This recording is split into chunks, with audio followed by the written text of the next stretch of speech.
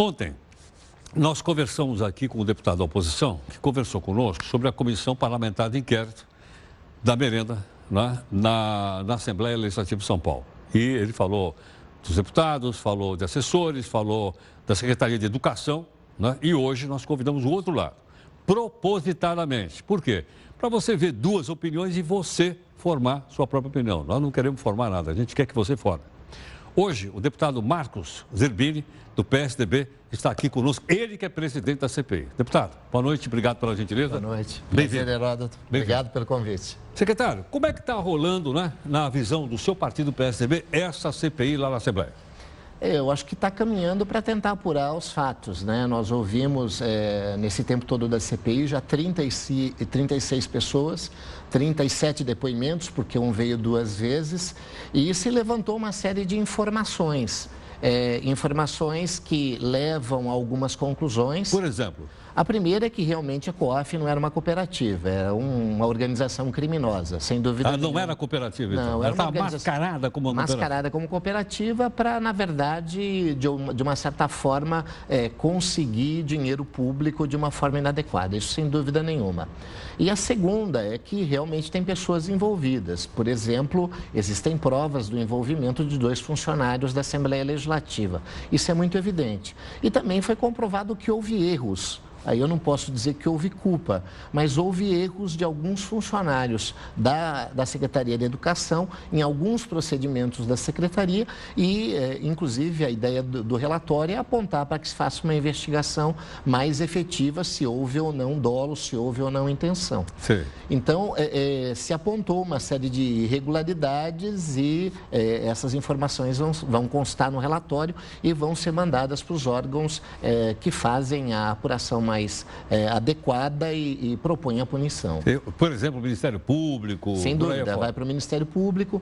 O que pouca gente sabe é que essa discussão da merenda, na verdade, devia ser mais ampla. Nosso objetivo era ir para os municípios, tem 77 citados como envolvidos em escândalos de corrupção, mas, infelizmente, em função do tema e da tônica que a oposição acabou dando, ele ficou limitado à compra de suco de laranja da Secretaria de Educação. Porque, na verdade, o escândalo da merenda é, na verdade, um contrato de compra de suco de laranja feito pela Secretaria de Educação do Estado de São Paulo.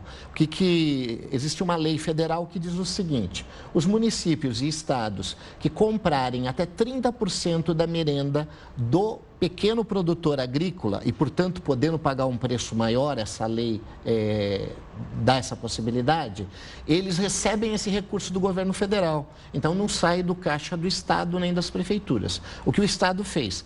Uma chamada pública para comprar o suco de laranja de produtores agrícolas e de cooperativas de produtores. Essa cooperativa participou, acabou ficando em segundo lugar, mas como a primeira não conseguia entregar todo o suco, a lei permitia que ela entregasse o restante, que era até maior do que a primeira.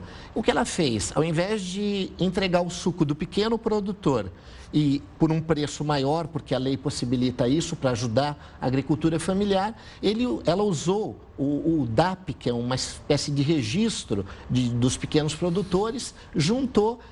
Então, a falsificação aí? Sem dúvida, a falsificação. Falsificação. Eles falsificaram documentos, enganaram o pequeno produtor, porque não compraram uma laranja do pequeno produtor. Eles, na verdade, foram até empresas, compraram suco industrializado e entregaram para a secretaria como se fosse suco do pequeno produtor agrícola. E, portanto, por um preço passou pelo crivo da secretaria, a secretaria não viu? Passou pelo crivo da secretaria, mas a secretaria...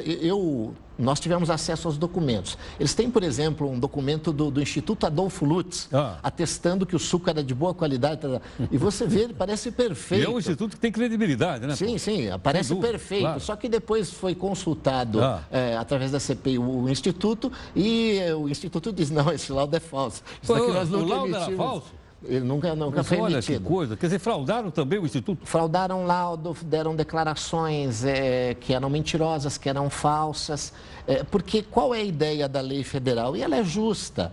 É que o pequeno produtor agrícola possa ter o poder público comprando o seu produto para ajudar e incentivar a agricultura familiar. Nesse sentido, ela é extremamente adequada. O problema é que, como é mais fácil fazer isso, porque a concorrência é mais simplificada, exige menos coisa, alguns espertos usaram disso e acabaram ludibriando esses pequenos produtores, porque usaram o nome deles e não compraram uma laranja sequer deles, e acabaram ludibriando também o poder público, vendendo uma coisa diferente daquilo que entregaram. Agora, deputado, seu colega que esteve ontem aqui, o nosso público está acompanhando, que é o Alencar, ele disse que o então secretário também teria sido envolvido e também teria recebido alguma vantagem, professor Herman.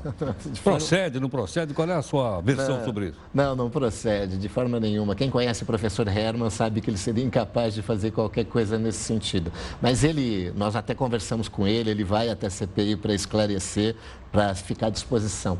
O problema é que toda a CPI, Heródoto, ela tem duas vertentes. A primeira é de apurar fatos, mas a segunda, infelizmente, é a política. Quem está na oposição tenta culpar o governo e quem está na situação tenta, de alguma forma, defender o governo. A gente procurou fazer a CPI mais isenta possível. Nós ouvimos todo mundo que a oposição indicou, que queria ouvir, que achava importante e tal. Trouxemos que foi o presidente da cooperativa, o Cássio Schebab, duas vezes, mas o problema é que a gente começa a perceber que as informações são usadas de forma inadequada. Te dou um exemplo muito claro. Na delação do Cássio, o Cássio Schebab foi até a CPI na quarta-feira e não falou nada. Ele tem um habeas corpus que o permite ficar quieto, ele no máximo falou sim ou não para algumas coisas ali. E aí a oposição usou para pegar trechos do depoimento dele no Tribunal de Justiça, mas pincelados, onde dava uma impressão diferente daquilo que... Por exemplo, ler um trecho que diz, o senhor disse que o dinheiro que foi pago para tal escritório de advocacia era, na verdade, para pagar propina para agentes públicos e políticos. Sim ou não? Então, na verdade, mas não foi isso que ele disse. Ele disse, a gente pagava para esse escritório porque o lobista, que é o Marcel, nos dizia que era dinheiro para pagar agentes públicos e políticos. Então, é muito diferente uma versão da outra.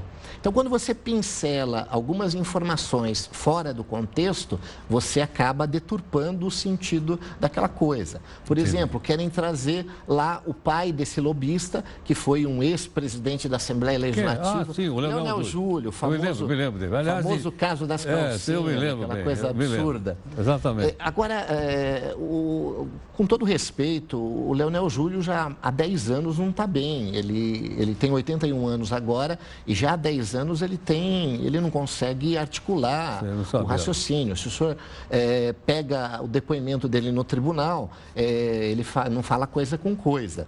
Então, está muito idoso, provavelmente. Muito idoso e já com sinais de, eu não sei se é Alzheimer ou algum tipo de problema que... Se você o leva para uma CPI e ele começa a falar um monte de bobagem ali, você imagina até você explicar que uma coisa não é aquilo, é outra. Tá. Então, é até uma questão de respeito não convocá-lo e de seriedade com a CPI.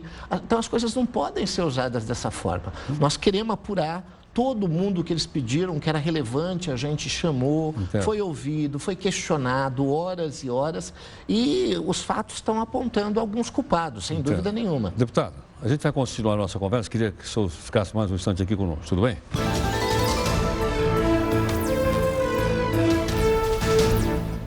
Gentilmente está aqui conosco o deputado estadual Marcos Herbini, do PSDB, deputado estadual aqui de São Paulo. Deputado, gostaria que o senhor explicasse outra coisa, porque também é outra versão. O seu colega disse aqui que é dificílimo conseguir uma CPI na Assembleia, que o governo não deixa. É fato? Não, essa depende muito de ter, sem dúvida nenhuma, apelo popular, né? A CPI, inclusive, quando surgiu todo o tema, eu fui, entre os deputados da base do governo, que mais defendeu que se abrisse, porque eu comungo da ideia de que se alguém cometeu algo de errado, tem que ser punido, ponto. E existia vamos dizer, uma superexposição e levaram um caso que era sério, mas era muito pequeno, a uma dimensão enorme. Então eu sempre fui um dos que defendeu que tinha que abrir a CPI para mostrar para todo mundo aquilo que de fato aconteceu. Tanto é que quando acabou sendo aberta, a bancada me pediu para presidir a CPI em função de ter sido, junto com o deputado Pedro Tobias, o primeiro a defender isso.